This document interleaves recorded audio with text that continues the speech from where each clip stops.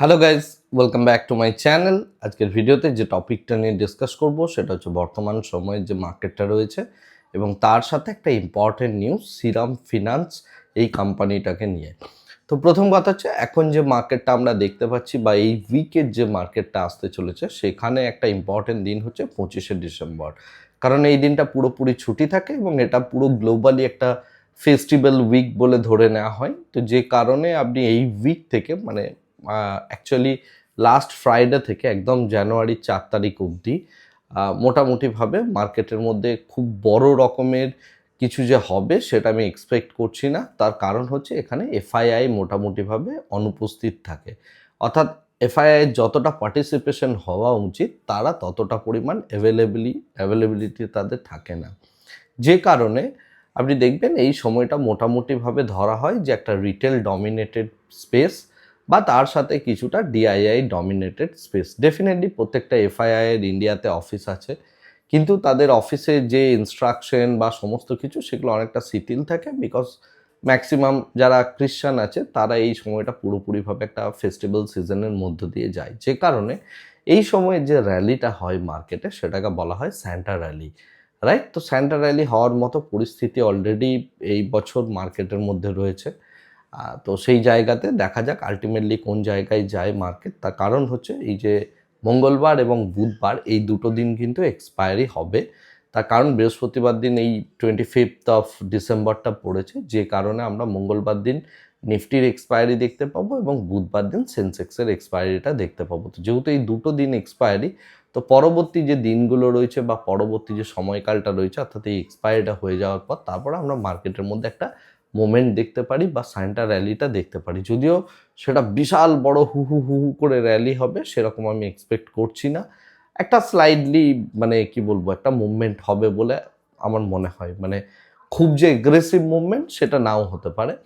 তো day wise কিভাবে হবে বা কিভাবে মার্কেটের পজিশনটা তৈরি হচ্ছে ডেরিভেটিভ মার্কেটে বা আদৌ এই র্যালিটা কোন দিন হবে না হবে সে নিয়ে আমি প্রত্যেক দিনের পোস্টে ডিসকাশন করে দেব। এবং আজকের পোস্ট সেকশনের মধ্যে গিয়ে আপনি যদি দেখেন লেট নাইট আমি একটা পোস্ট দিয়ে দেবো যেখানে মার্কেটের ডেটা স্ট্রাকচার কি তৈরি হয়েছে এবং আগামীকালের মার্কেটের জন্য আমাদের প্ল্যানিংটা সেটা আমি পুরোপুরিভাবে পোস্ট সেকশনে দিয়ে দেবো।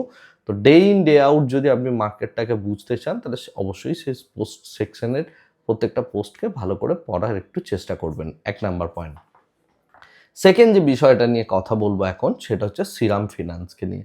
শ্রীরাম ফিনান্সের ওপর এমইউএফজি নামে জাপানের একটা বড় ব্যাংক তারা শ্রীরাম ফিনান্সের 20% কাছাকাছি স্টেক অ্যাকোয়ার করেছে। যে প্রাইসে করছে সেই প্রাইসটা হচ্ছে 840 থেকে 845 এই রেঞ্জের মধ্যে একটা প্রাইসে করবে, সম্ভবত 40 to 41 এই রেঞ্জে 20% স্টেক তারা অ্যাকোয়ার করেছে। যদিও শ্রীরাম ফিনান্সের বর্তমান প্রাইস চলছে 950 টাকার কাছাকাছি।